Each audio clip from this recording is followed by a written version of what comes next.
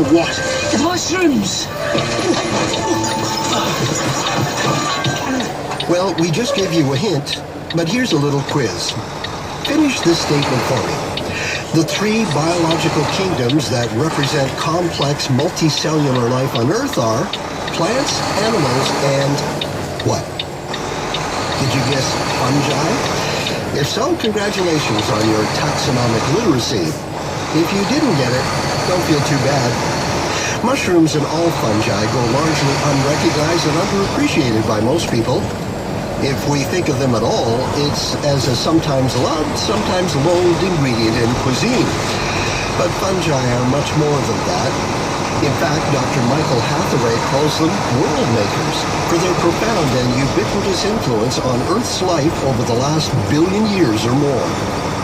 And in a new book, Hathaway explores how mushrooms, including one particularly prized species, have changed the world through biological interactions with plants and animals, and with some fascinating cultural influence on humans. The book is called What a Mushroom Lives For, Matsutake and the Worlds They Make. Dr. Hathaway is an anthropologist at Simon Fraser University. Hi, welcome to Quirks and Quarks. Great, thanks so much. It's a pleasure. Now, before we get to the mushroom at the center of your book, let's talk about fungi in general. You call them world makers and say the daily actions of trillions of fungi have shaped our planet for millions of years. Break that down for me. Sure, you got that. So fungi have existed for so long, as you just mentioned, and they do so many actions. So, for example, they are what helps to break down the Earth's early crust that turned it from rock to turn it into soil. They're the ones that helped all the plants to really adapt to life on land, and they provided a critical bridge, bringing soil nutrients and water up to feed the plants. They actually turn out to live in every leaf that has been studied now, and they're related to every single animal that we know. There's some kind of relationship, so whether they are providing sustenance or as a source of disease or breaking down wood, like what we know as rock, all of these things combine together to utterly change the whole planet, from the air we breathe to the soil we walk on to almost every single food that we eat in ways whether we know it or not. Well, how long have fungi been?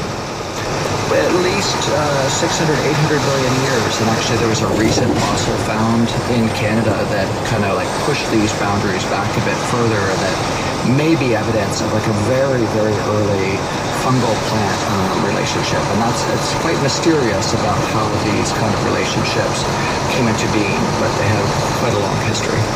Now, part of the theme of your book is that we haven't paid enough attention to fungi, and yet you point out they're so important. So why do you think that is? Part of it is that they've been easily dismissed or even vilified. So in terms of the dismissal, it's only in a short lifetime. 1969 is when fungi became their own kingdom as recognized by scientists. And before they were just kind of subsumed under the realm of plants. And so I think even like paying that kind of attention to them, to their very different properties from plants, only begins, it's 53 years ago right now.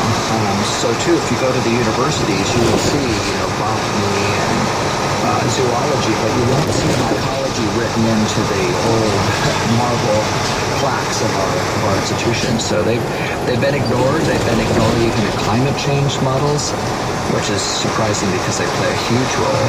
And then in terms of the vilification part, I discuss a little bit in the book about a very particular British fear of mushrooms that I believe has probably had some influence into shaping larger and long-term scientific experiments and research on fungi and their role in the world. Well, you're right that there are mushroom-loving and mushroom-fearing people. Who's who? Yeah. It is really interesting that as far as I've seen in the scholarship, it seems that the British are kind of outstanding in their fear of mushrooms. And, they're surrounded by people like, the French, the Italians, the Russians, many others who just have such a deep love of mushrooms. In Russia, for example, there are whole extra trains that will go out to the certain areas when a certain mushroom is fruiting because it's just so popular, whereas in England there's been a lot of fear of them, a lot of sense of them as being elements of death and decay, and a lot of concern over their potential toxicity. Wow.